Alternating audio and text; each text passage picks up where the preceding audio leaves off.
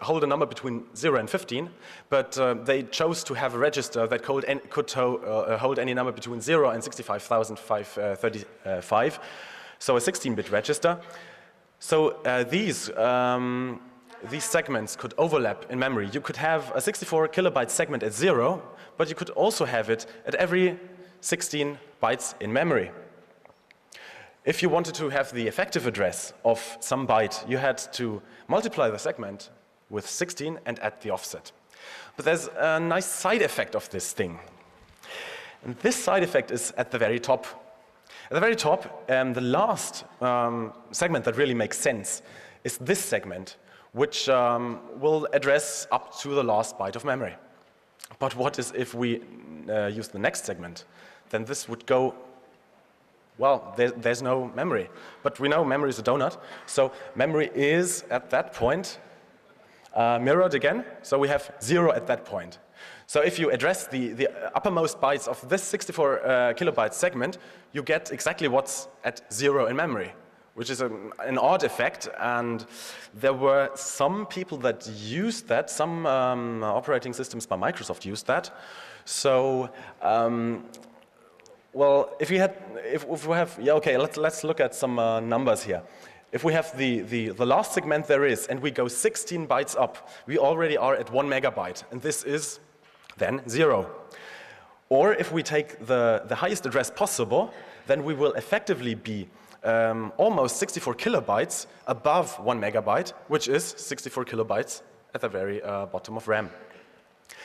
And what if we now have a CPU that can do more than 1 megabyte? The 286 could do more than 1 megabyte, and these two addresses are then effective. And the 286 would be incompatible with MS-DOS. Intel didn't know that. IBM found that out. And IBM had to hack around that. The old CPUs had only 20 address lines, up to 19. The 286 has the 20th address line, and so can address more memory. And those won't wrap around and will be incompatible. IBM had to hack around and include an option to pull 820 always to 0. This looks like this. We have the 286 and RAM, and this is the address bus. And the keyboard controller happened to have a spare pin, and they connected that pin to the 20th address line. So at any point they could pull that to the 0 and emulate that behavior. So there are two possible states of this. If you open the 820 gate, then you're in the native mode of the 286 and can address more than 1 megabyte of memory. And this is also abused by MS-DOS as high memory in real mode. If you close it, you simulate the wraparound and are compatible with old software. And all addresses, every effective address that gets generated by the CPU will always be ended with this number. Well, of course, today's CPUs still have this, and well, today's PCs still have this, but even the CPUs have it because it's now a pin of the CPU. It's not so easy to fiddle around with the bus anymore. So the CPU, I think, since the 486 have this feature embedded into them, and of course also the Pentium 3 used in the Xbox. How do we use that 820 hack? We take an Xbox and connect the 820 gate to GND. Then all addresses that will ever be used in memory will be ended with this key. And then the CPU starts at what location? If it would start at this location, it would start here. Now, where in the memory map is that? Let us look at the memory map. At the very top, we have flash, and we would have the position where it starts normally. And we have the secret ROM. Of course, it starts in secret ROM, but if we start at the different address using the 820 hack, we start about here. What is here? Flash is mirrored over 16 megabytes. So all we had to do is just connect a single wire and put our code there. Of course, that's no good idea for a mod chip, but it wasn't needed anyway. But it's a great and easy way to dump the ROM. We just could put our code that dumped the ROM to a slow speed bus like I2C. That's how we got the new ROM. And then we looked at it and saw there was a T hash. Well, T wasn't quite such a good idea, because this means that each T key has 3 other equivalent keys. In particular, it is easy to construct collisions for T when used in a Davis-Meyer hashing mode. This has been written about 6 years before Microsoft used T, and by Bruce Schneier again and others. So T was effectively not effective. T did do a hash, but it could be circumvented. If you toggle 2 bits at the same time at specific locations, then you can always construct something. And it was possible to construct something and change some jump to just jump somewhere else, jump to our code. But it wasn't necessary, because we could also look at some other vulnerabilities, whether they were still there. We just looked at that missed vulnerability, which would turn off the secret ROM. The old Xbox, if you turned off the secret ROM, you would fall down into Flash. But they fixed that. On the new one, if you turned off secret ROM, you would fall down into hell.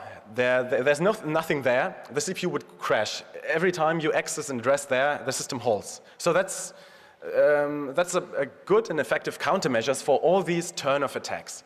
You can never fall down into Flash, because Flash, below there will be no Flash at that position.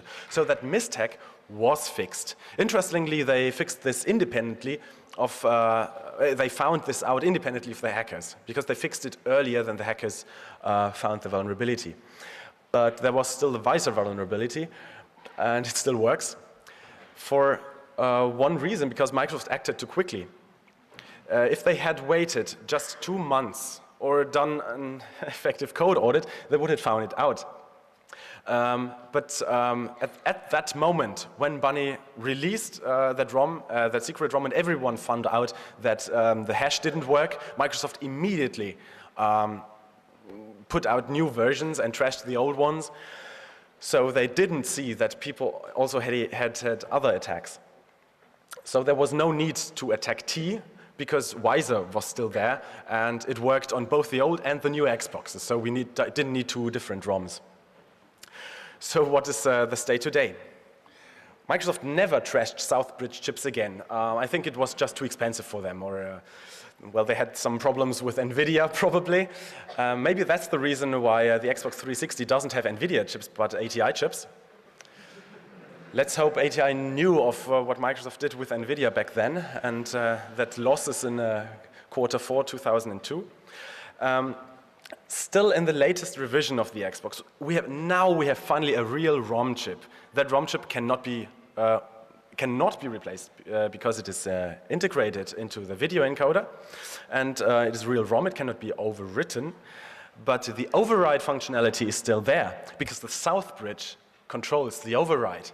So we can still attach a mod chip to the LPC bus, 9-wire soldering, or even just put it in there, and all mod chips still work. So they have changed a lot of things, but basically nothing was effective, because well, they didn't want to lose any more money here. Okay, that was the hardware attacks. Now let's take a quick look at where else we can attack. We have this chain of trust, and the first check was really well hacked. The second check, when Windows starts a game, well, that Windows-like kernel that is in there starts a game, then there will be an RSA 2048-bit verification. Some people try to brute force that. I think they are still calculating. And this looked quite well, because it was basically taken from Windows code, and it was old and working code, not newly created 512 bytes. But there's another point that we can attack. If games load data, there are no checks. There are not necessarily checks, and most times there are none. So we can try just standard buffer exploit methods to not open it, to not change anything on the Xbox, but just get our code on it somehow. Let's look at the game, how we can exploit vulnerabilities in games. We must look at what data gets loaded by games.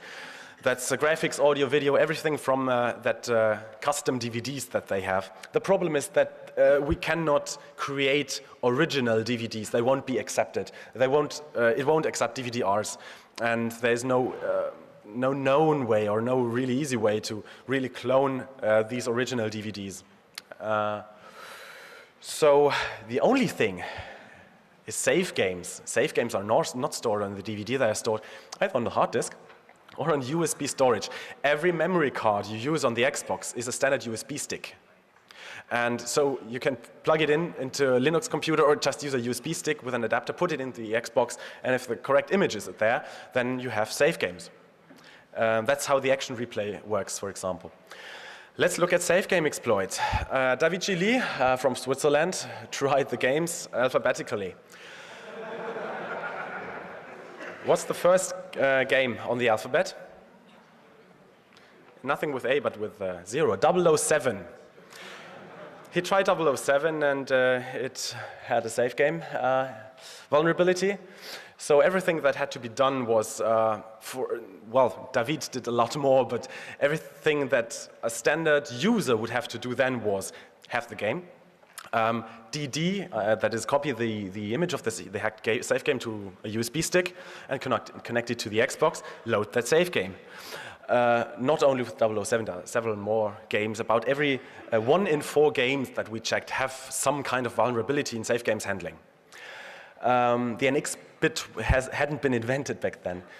And if we load the save game, this happens. But now some may ask how this can be possible. If I have some buffer exploit in, let's say, Internet Explorer on a Windows system, I'm not in kernel mode. I can't shut down the system. I have only the privileges of the user that is running. Aren't games on the Xbox also running in user mode? No, all games run in kernel mode.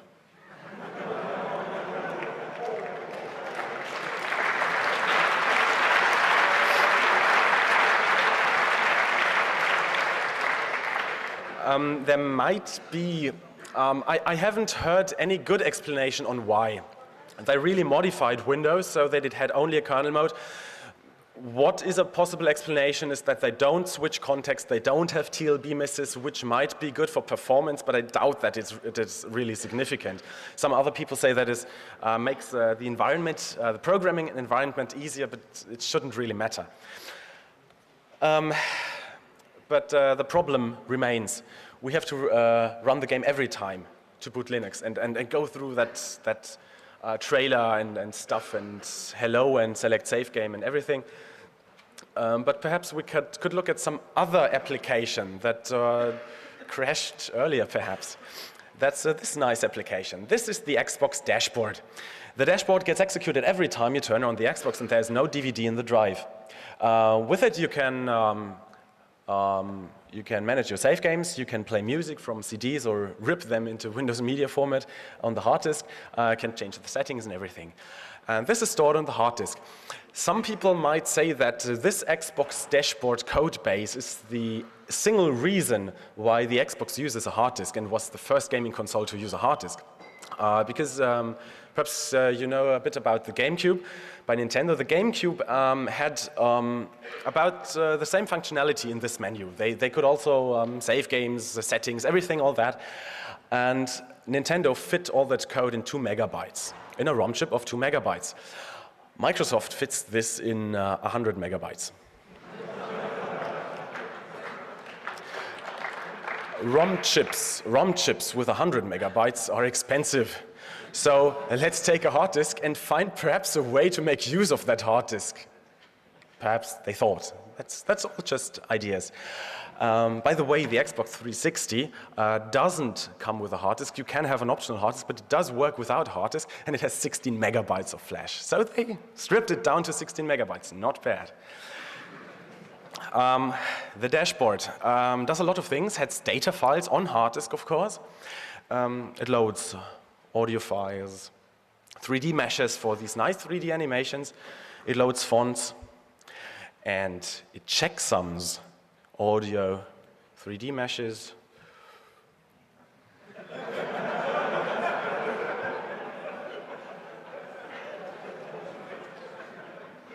It does not check some fonts. for whatever reason. And of course, there's a vulnerability in the font handler.